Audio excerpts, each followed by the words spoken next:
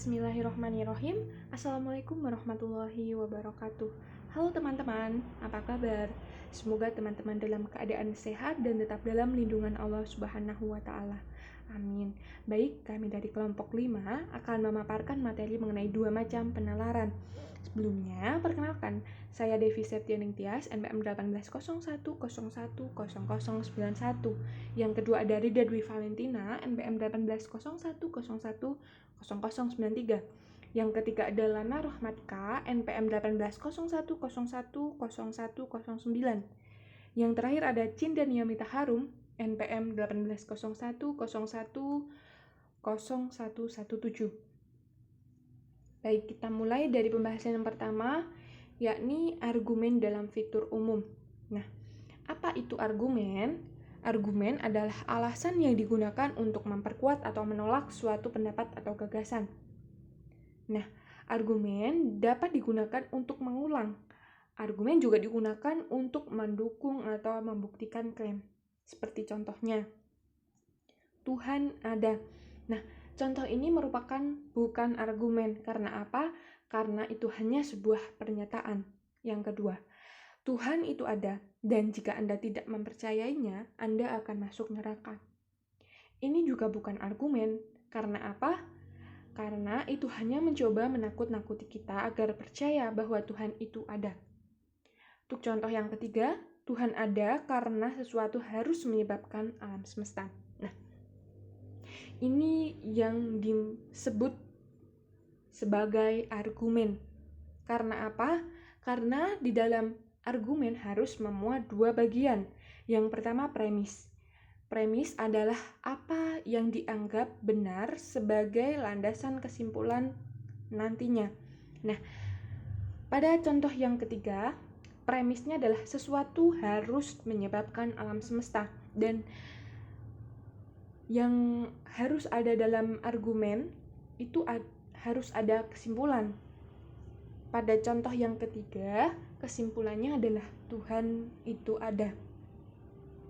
Nah, contoh yang ketiga ini berbeda dengan contoh yang pertama dan yang kedua. Karena contoh yang pertama dan kedua di sana tidak ada sebuah premis dan sebuah kesimpulan. Itu hanya sebuah pernyataan. Baik, kita akan lanjut ke materi yang kedua, yakni kesimpulan digunakan sebagai premis. Nah, pernyataan yang sama dapat menjadi kesimpulan dari suatu argumen dan premis dalam argumen lain. Seperti contohnya, di sini ada premis, rem tidak bekerja, mesin membakar oli, transmisi perlu bekerja, dan mobil sulit untuk memulai. Kesimpulan pertama, mobil sudah tidak berguna lagi. Kesimpulan yang kedua, kita harus mendapatkan mobil baru. Nah, dalam contoh ini, pernyataan mobil telah melampaui kegunaannya adalah kesimpulan dari suatu argumen. Dan itu juga merupakan premis dalam argumen bahwa kita harus mendapatkan mobil baru. Jelas, kita mengerti bahwa jika premis dalam argumen tidak pasti, Anda mungkin ingin mempertahankannya, yaitu berargumen bahwa itu benar. Ketika Anda melakukannya, premis menjadi kesimpulan dari argumen baru. Nah, bisa kita lihat materi yang ketiga, yakni premis dan kesimpulan yang tidak dinyatakan. Jadi, di sini juga terdapat contoh premis. Anda tidak dapat memeriksa buku dari perpustakaan tanpa ID. Kesimpulannya adalah Bill tidak akan bisa melihat buku apapun. Untuk contoh yang lain, yakni partai politik yang paling mencerminkan pendapat arus utama ion akan memenangkan kursi kepresidenan. Dan Partai Republik paling mencerminkan pendapat arus utama. Jadi, jika seseorang mengatakan ini, dia akan menyiratkan bahwa Partai Republik akan memenangkan kursi kepresidenan. itu akan menjadi kesimpulan argumen yang tidak dinyatakan.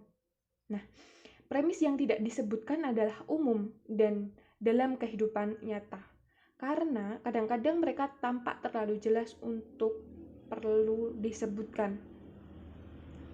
Seperti argumen, mobilnya tidak bisa diperbaiki, jadi kita harus menyingkirkannya.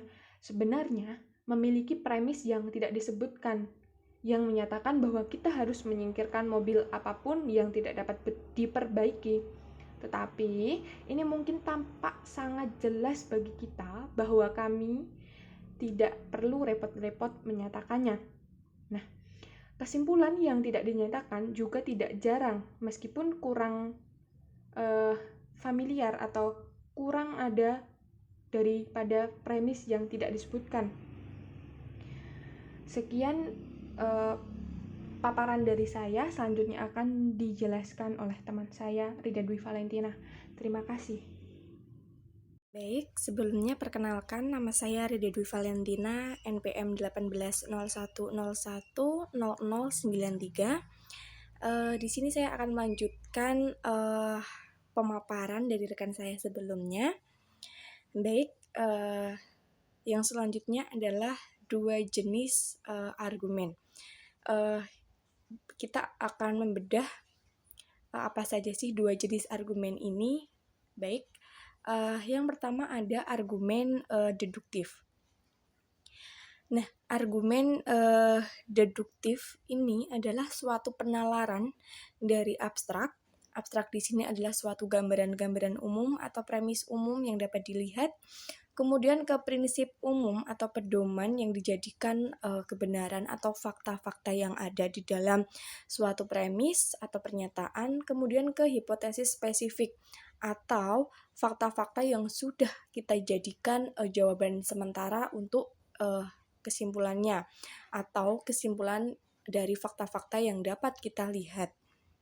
Nah, premis dari argumen yang deduktif yang baik. Nah, premis itu kan tadi sudah disebutkan pada rekan saya sebelumnya bahwasanya suatu gambaran umum yang dapat dilihat. Nah,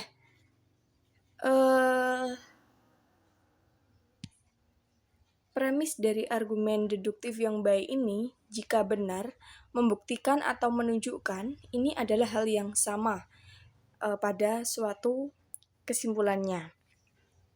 Nah, namun ada yang lebih dari ini daripada yang terlihat dan kita harus mulai dengan yang mendasar yaitu konsep logika deduktif, yaitu adalah validitas.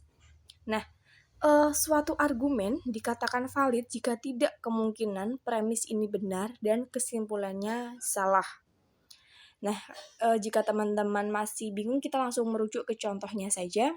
Contoh argumen yang valid ini akan membantu.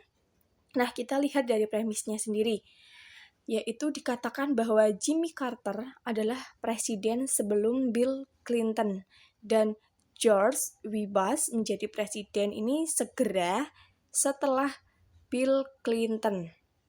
Kesimpulannya, Jimmy Carter adalah presiden sebelum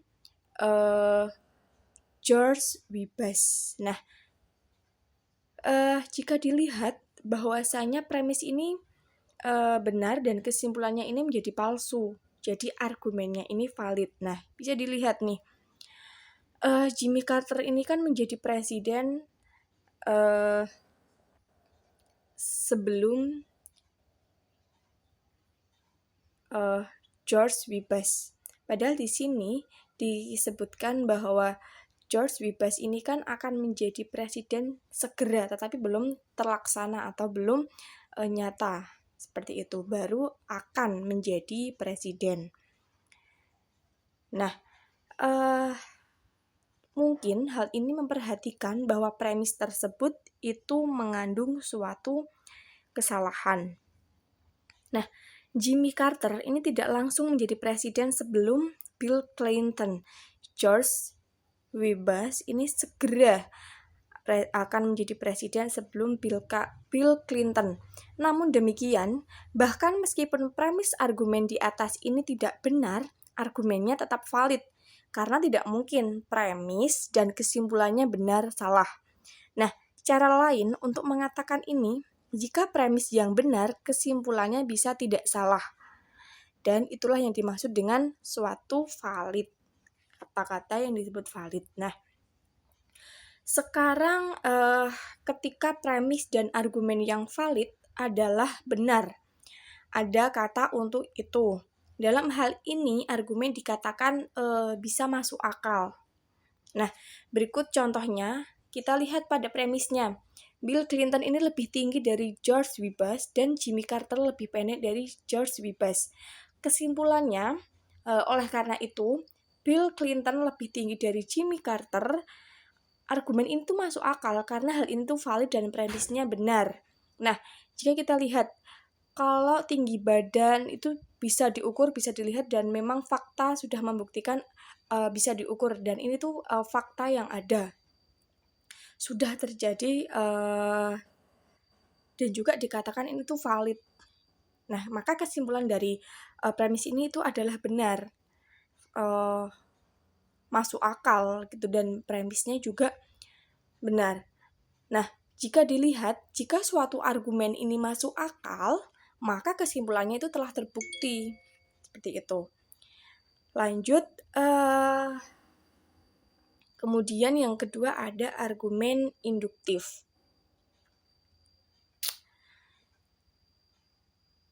Nah, premis argumen yang deduktif tadi yang sudah kita bahas, yang baik jika waktu membuktikan kesimpulannya.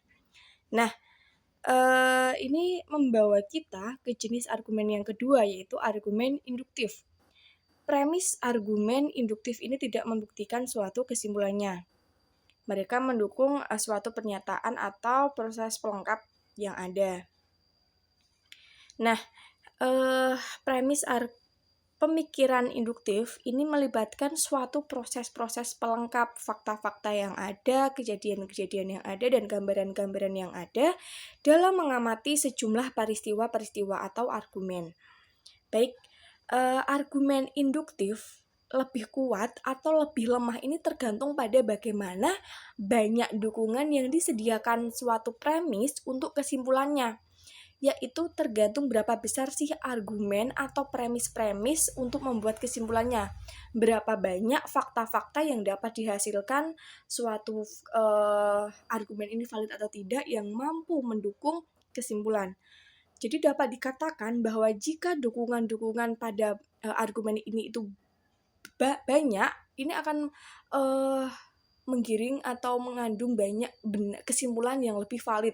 Tetapi jika dukungan atau fakta-fakta yang ada untuk mendukung kesimpulannya ini sedikit, maka bisa disimpulkan bahwa kesimpulan dari ini itu tidak kebenarannya bisa diuji kembali, seperti itu. Nah, argumen induktif dengan demikian lebih baik atau lebih buruk dalam skala tergantung pada seberapa besar dukungan premis ini telah memberikan suatu kesimpulan. Kita merujuk ke contoh bahwasanya seorang wanita ditemukan terbunuh.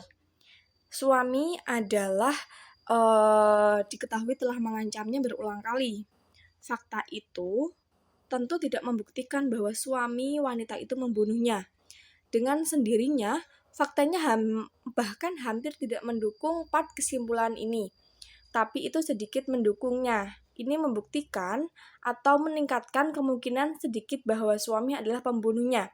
Tentu saja para penyelidik harus tanya suami dengan seksama jika mereka ini mengetahui dia berulang kali mengancam istrinya sebelum dia meninggal. Nah, dari contoh ini dapat diketahui bahwa fakta ini kan sedikit. Fakta tidak membuktikan bahwa si suami ini membunuhnya. Nah, dengan fakta-fakta yang sedikit, maka tidak mendukung suatu kesimpulannya seperti apa. Ini hanya dilihat bahwa suami ini kan hanya mengancam, tidak ada bukti valid yang memang benar membuktikan bahwa suami ini telah membunuh si wanita ini. Nah,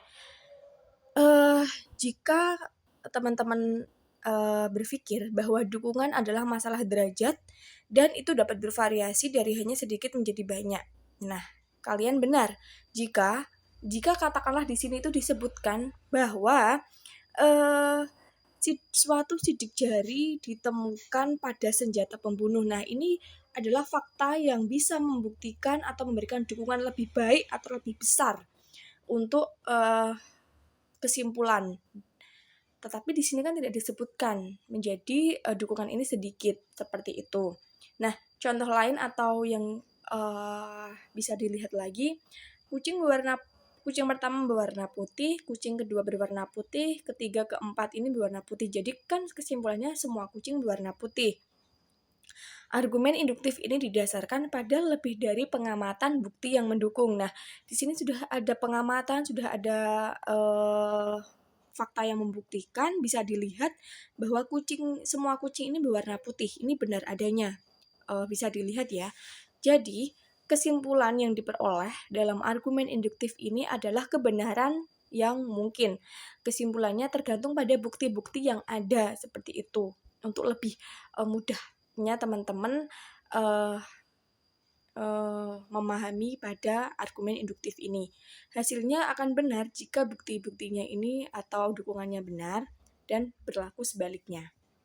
Mungkin itu yang dapat saya sampaikan. Jika ada hal yang kurang jelas atau teman-teman ingin tanyakan lagi, bisa ditanyakan setelah ini atau di diskusi kelas. Sekiranya itu, terima kasih. Akan dilanjutkan oleh rekan saya selanjutnya. Saya Lana Rohmatika, NPM 0109, akan melanjutkan presentasi dari presenter sebelumnya.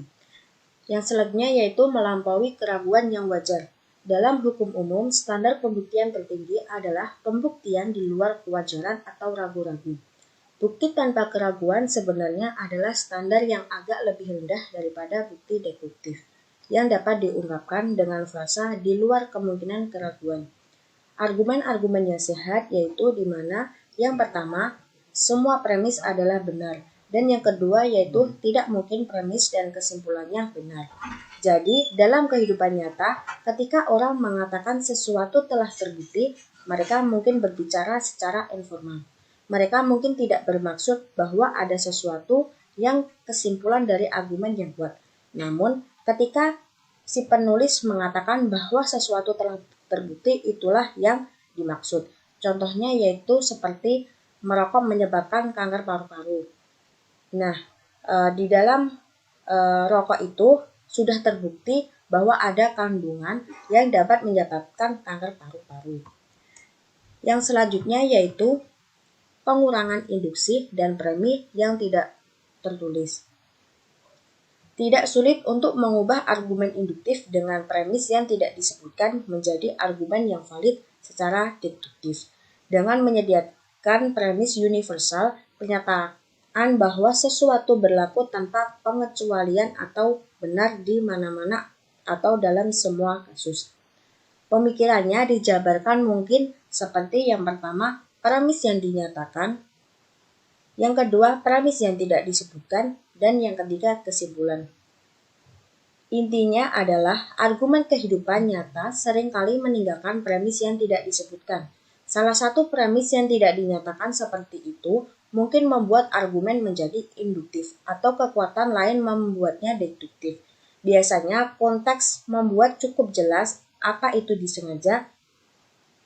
Ketika tidak, atribut ke pembicara premis yang tidak dinyatakan yang tidak setidaknya dapat dipercaya. Semuanya dapat dipertimbangkan. Yang selanjutnya yaitu teknik untuk memahami argumen. Banyak argumen sulit untuk dipahami karena memiliki struktur yang rumit, tertanam dalam konteks dan materi yang non-argumentatif.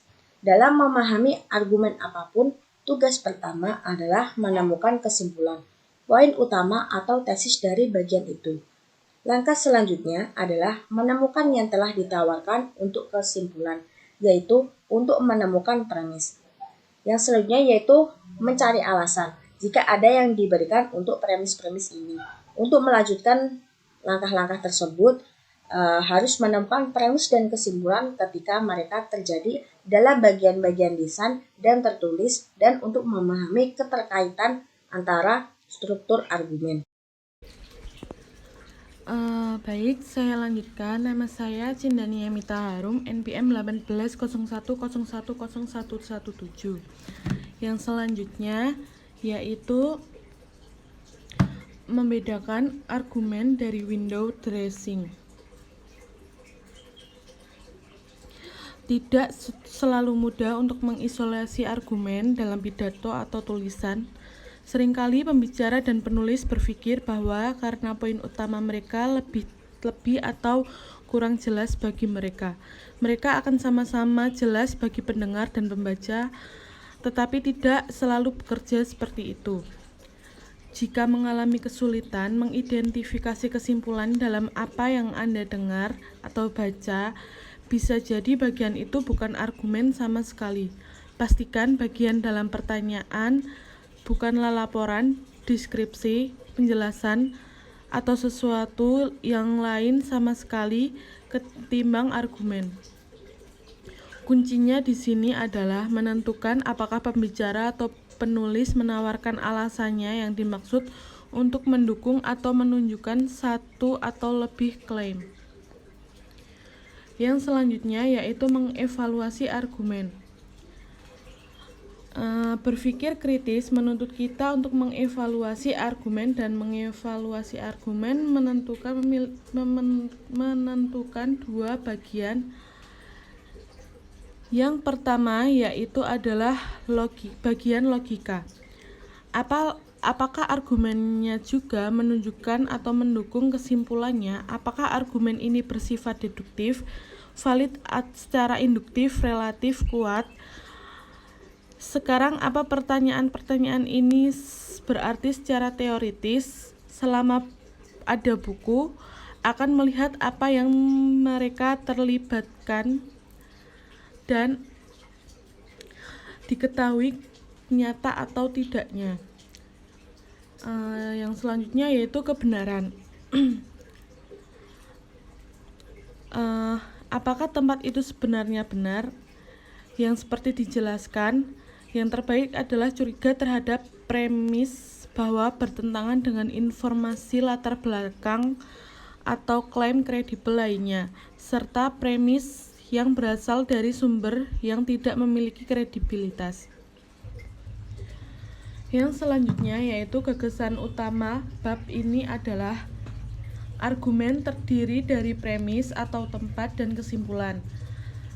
Klaim yang sama dapat menjadi premis dalam satu argumen dan kesimpulan dalam argumen kedua. Yang selanjutnya, dua jenis dasar penalaran yang berdemonstrasi deduktif dan dukungan induktif rekap.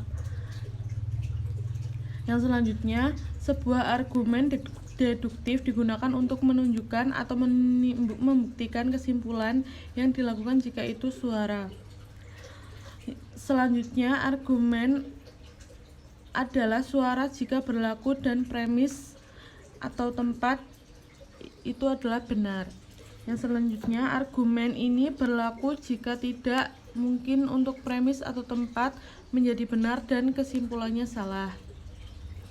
Yang selanjutnya, sebuah argumen induktif digunakan untuk mendukung daripada menunjukkan kesimpulan. Yang selanjutnya, dukungan adalah masalah derajat. Sebuah argumen mendukung kesimpulan sejauh premis atau premis membuat kesimpulan mungkin.